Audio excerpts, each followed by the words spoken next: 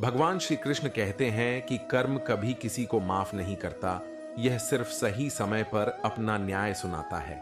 जो जैसा करता है वैसा भरता है, यही सृष्टि का अटल नियम है। इसलिए सदा अच्छे कर्म करो, क्योंकि समय तो बदलता ही है पर कर्मों का फल अटल रहता है। यह एक ऐसी सच्चाई है जो अनादि काल से चली आ रही है और जिसे कोई बदल नहीं सकता। वो है हमारे कर्म। कर्म हमारे जीवन की हर घटना, हर परिस्थिति, हर सफलता और असफलता के पीछे केवल एक ही शक्ति कार्य कर रही होती है, और वह है हमारे कर्म। हम अक्सर सोचते हैं कि कुछ गलतियां अगर माफ कर दी जाए तो हम उनसे मुक्त हो जाएंगे, लेकिन सच्चाई यह है कि कर्म किसी को माफ नहीं करता। यह एक ऐसी किताब है जिसमें हर पल का हिसाब लिखा जाता है, और इस किताब में न कोई मिटाने की स्याही होती है, न कोई रबड़ जो गलतियों को मिटा सके। जो हमने किया है उसका फल हमें किसी न किसी रूप में भोगना ही पड़ेगा। भगवान श्री कृष्ण कहते हैं कि जीवन एक खुली किताब है जिसमें हर कर्म की स्याही भी इसे मिटा नहीं सकती। हम सोचते हैं कि कुछ गलतियां यदि माफ कर दी जाए तो उनका असर खत्म हो जाएगा, लेकिन सृष्टि का नियम अटल है।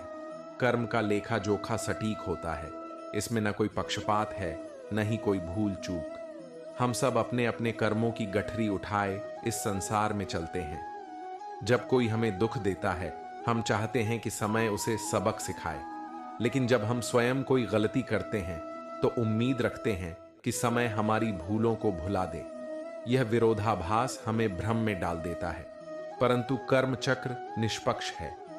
गोकुलपुर गांव में एक सद्गुणी किसान था जिसका नाम माधव था। वह सदा सत्य बोलता, परिश्रम करता और दूसरों की सहायता करता, परंतु गांव का सेठ धनीराम उसका उपहास उड़ाता और कहता, इस दुनिया में भलाई का कोई मोल नहीं, पैसा ही सबसे बड़ा सत्य है। एक दिन माधव खेत से लौट रहा था तो रास्ते में उसे एक पोटली मिली। खोलकर देखा तो उसमें सोने के सिक्के थे। यह देखकर भी उसका मन डगमगाया नहीं। उसने तुरंत गांव के मुखिया को सूचना दी। जांच पड़ताल के बाद पता चला कि यह पोटली सेठ धनीराम की थी जो रास्ते में गिर गई थी। सेठ ने पोटली पाकर हंसते हुए कहा, माधव, तुम तो सच में मूर्ख हो, इतना सोना पाकर भी लौटा दिया। माधव मुस्कुराया और बोला, सेठ जी, मैं अपने कर्मों का लेखा जोखा साफ रखना चाहता हूं। जो मेरा नहीं वह मेरा कैसे हो सकता है। यह सुनकर सेठ हंसा और पोटली लेकर चला गया। लेकिन विधि का विधान देखिए। कुछ ही दिनों बाद सेठ का व्यापार डूब गया और उसे अपनी हवेली तक बेचनी पड़ी। दूसरी ओर माधव की ईमानदारी के चर्चे राजा तक पहुंचे। राजा ने माधव को अपने कृषि सलाहकार के रूप में नियुक्त कर दिया। अब वह गांव ही नहीं, पूरे राज्य में आदर और सुख के साथ जीवन व्यतीत करने लगा। कर्म का लेखा जोखा अचूक होता है। जो जैसा करता है उसे वैसा ही फल मिलता है, न समय से पहले न समय के बाद, बल्कि ठीक समय पर। गांव के एक छोटे से मंदिर में पंडित रमाकांत कथा सुना रहे थे। प्यारे भक्तों, कर्म कभी किसी को नहीं छोड़ता। जो जैसा करेगा वैसा ही भोगेगा। यह सृष्टि का अटल नियम है। गांव का सबसे अमीर जमींदार रघुनाथ प्रसाद भी वहां बैठा था। वह अपनी संपत्ति और शक्ति के कारण घमंडी और निर्दयी हो गया था। गरीबों से ऊंचे ब्याज पर कर्ज लेना, किसानों की जमीन हड़पना और उन्हें अपमानित करना उसकी आदत बन चुकी थी। कथा समाप्त होने के बाद रामलाल, एक गरीब किसान, पंडित जी के पास आया और बोला, पंडित जी, अगर सच में कर्म का न्याय होता है तो हमारे साथ इतना अन्याय क्यों हो रहा है। पंडित जी मुस्कुराए और बोले, बेटा, कर्म का न्याय सही समय पर होता है। जब बीज बोया जाता है तो फसल तुरंत नहीं उगती, पर समय आने पर वह अवश्य फलता है। रामलाल के मन में यह बात गहरी बैठ गई। कुछ साल बीत गए। रघुनाथ की संपत्ति बढ़ती गई, लेकिन उसके कर्मों की वजह से लोग उससे नफरत करने लगे। धीरे धीरे वह अपनों से भी दूर हो गया। एक दिन गांव में भयंकर बाढ़ आई। नदी का जलस्तर इतना बढ़ गया कि कई घर बह गए। रघुनाथ का महलनुमा घर भी इस आपदा से नहीं बच सका। उसे अपने परिवार के साथ घर छोड़ना पड़ा। अब वह भी बाकी गांव वालों की तरह दर दर भटक रहा था। लेकिन जिन लोगों को उसने वर्षों तक सताया था वे उसकी मदद को आगे नहीं आए। जब वह भूखा प्यासा सहायता मांगने निकला तो लोग मुंह मोड़ लेते। अंत में वह रामलाल के दरवाजे पर पहुंचा। जिसे कभी उसने अपमानित किया था आज उसी के सामने हाथ जोड़कर खड़ा था। रामलाल ने उसे अंदर बुलाया, खाना खिलाया और कहा, रघुनाथ बाबू, आपने अपने कर्मों का फल देख लिया। समय हमेशा एक जैसा नहीं रहता, पर जो अच्छे कर्म करता है उसका अंत भी अच्छा होता है। रघुनाथ की आंखों में आंसू आ गए। उसने सिर झुकाकर कहा, रामलाल, मैंने जीवन भर लोगों का दिल दुखाया, लेकिन तुमने मेरा दिल जीत लिया। कर्म का न्याय अटल है, जो जैसा करेगा वैसा ही पाएगा। इसीलिए सदा अच्छे कर्म करें, क्योंकि समय बदल सकता है लेकिन कर्मों का फल निश्चित होता है। भगवान श्री कृष्ण ने भी गीता में कहा है, कोई अपराध क्षमा किया जा सकता है लेकिन उसके प्रभाव को मिटाया नहीं जा सकता। यदि आप किसी को अपमानित करते हैं और बाद में क्षमा मांग लेते हैं तो भी उस व्यक्ति के हृदय पर पड़ा घाव तुरंत नहीं मिटता। यह उसी प्रकार है जैसे एक दीवार में कील ठोंकी जाए और फिर निकाल दी जाए। कील तो निकल जाएगी पर निशान रह जाएगा। यदि कर्म का चक्र इतना ही अटल है तो क्या हम अपने बुरे कर्मों के प्रभाव से बच सकते हैं? उत्तर है हां, लेकिन केवल सत्कर्मों से। भगवान श्री कृष्ण कहते हैं कि मनुष्य से भूल होना स्वाभाविक है, लेकिन जो व्यक्ति अपनी भूल को स्वीकार कर उसके प्रायश्चित का मार्ग अपनाता है वही वास्तव में आत्मोन्नति की ओर बढ़ता है। प्रायश्चित केवल एक कर्म नहीं बल्कि आत्मा की शुद्धि का एक सुंदर साधन है। यह हृदय की कठोरता को कम कर उसे प्रेम, दया और करुणा से भर देता है। प्रायश्चित केवल दोष स्वीकार करना नहीं है, बल्कि यह एक आत्मिक प्रक्रिया है जिसमें व्यक्ति अपने किए गए गलत कार्यों की गहराई से अनुभूति करता है और उन्हें सुधारने का संकल्प लेता है। यह मन और आत्मा की वह पुकार है जो यह कहती है, मैंने भूल की, लेकिन अब मैं सही राह पर चलूंगा। भगवान श्री कृष्ण ने गीता में कहा है, कोई व्यक्ति अत्यंत पापी भी हो लेकिन सच्चे हृदय से मेरी भक्ति करे और सन्मार्ग पर चले तो वह साधु समान है। किसी भी गलती को सुधारने के लिए सबसे पहला कदम आत्मस्वीकार है। जब तक हम अपनी भूल को स्वीकार नहीं करते तब तक वह हमारे भीतर विष के समान जड़ें जमाए रहती है।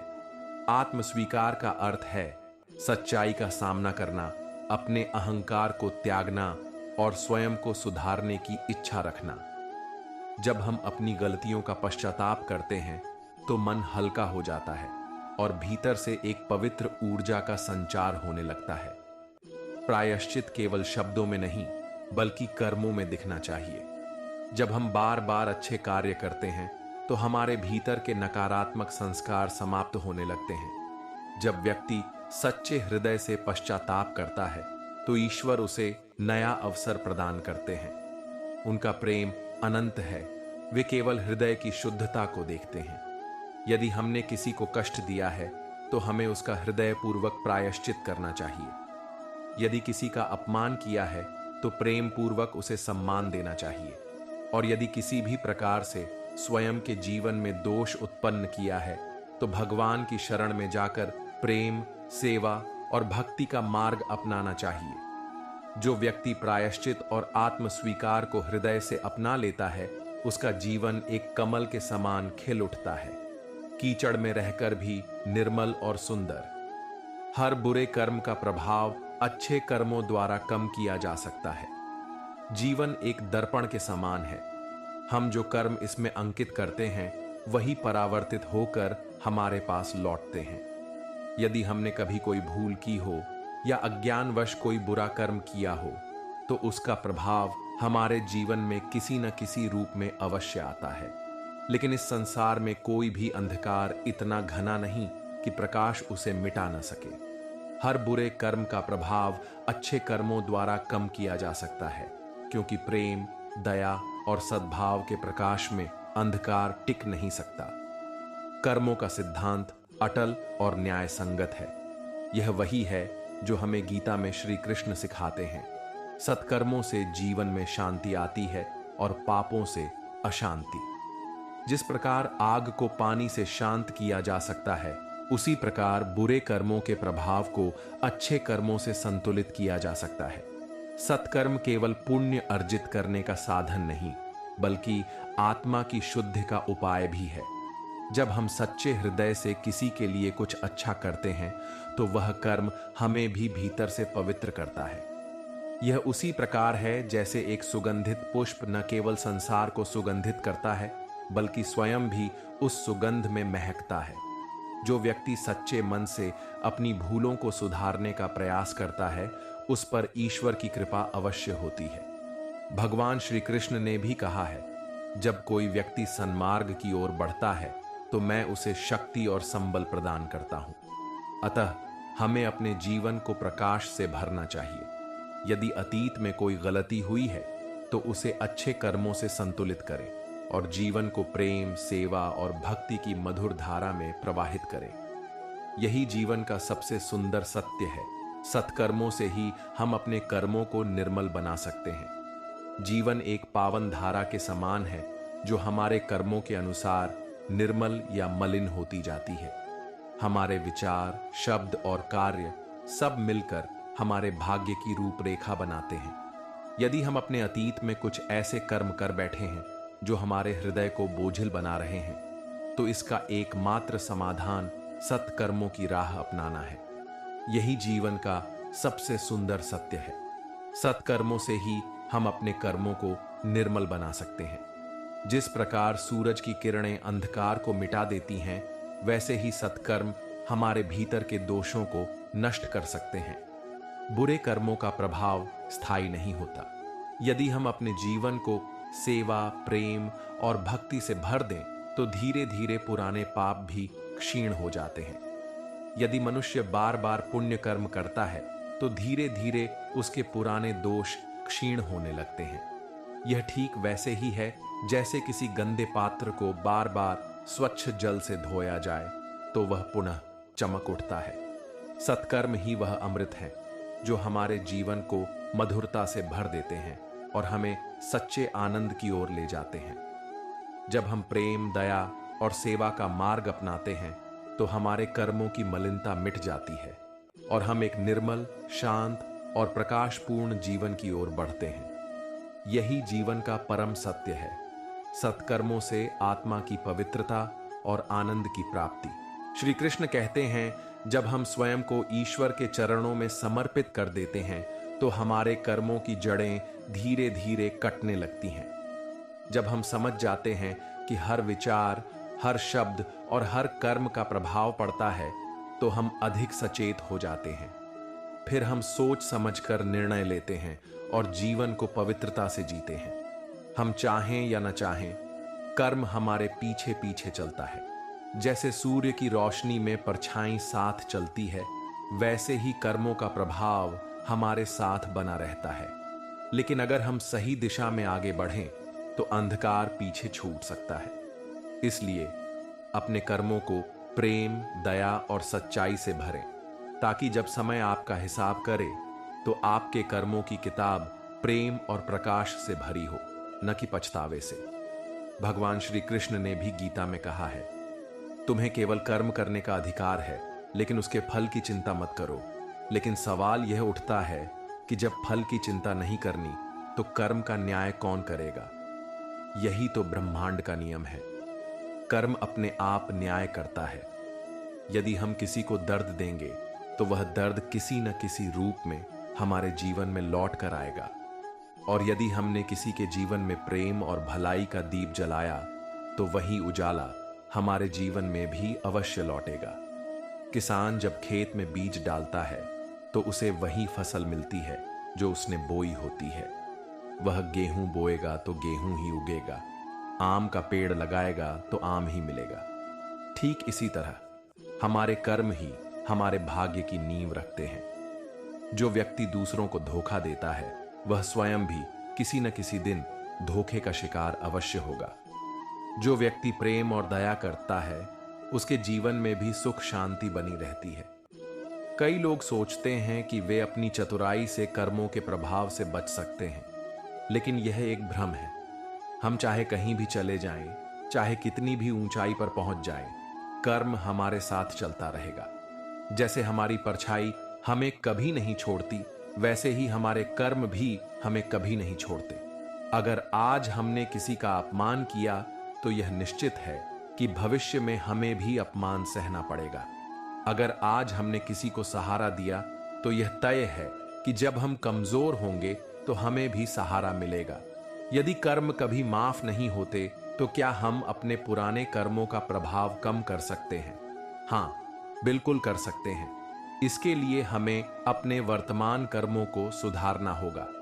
संसार में कुछ भी स्थायी नहीं है, न धन, न यश, न रिश्ते, न जीवन। लेकिन एक चीज जो कभी नहीं मिटती वह है हमारे कर्मों का प्रभाव। कर्म कभी किसी को माफ नहीं करता, यह वही लौटाता है जो हमने संसार को दिया है। इसलिए हमें हर पल यह ध्यान रखना चाहिए कि हम क्या कर रहे हैं, क्या बोल रहे हैं और क्या सोच रहे हैं। आज हम जिस रास्ते पर चल रहे हैं वही तय करेगा कि हमारा कल कैसा होगा। इसलिए जीवन में हमेशा सच्चाई, प्रेम और सेवा का मार्ग अपनाएं। याद रखें, कर्मों का लेखा जोखा कभी गलत नहीं होता। जय श्री कृष्ण।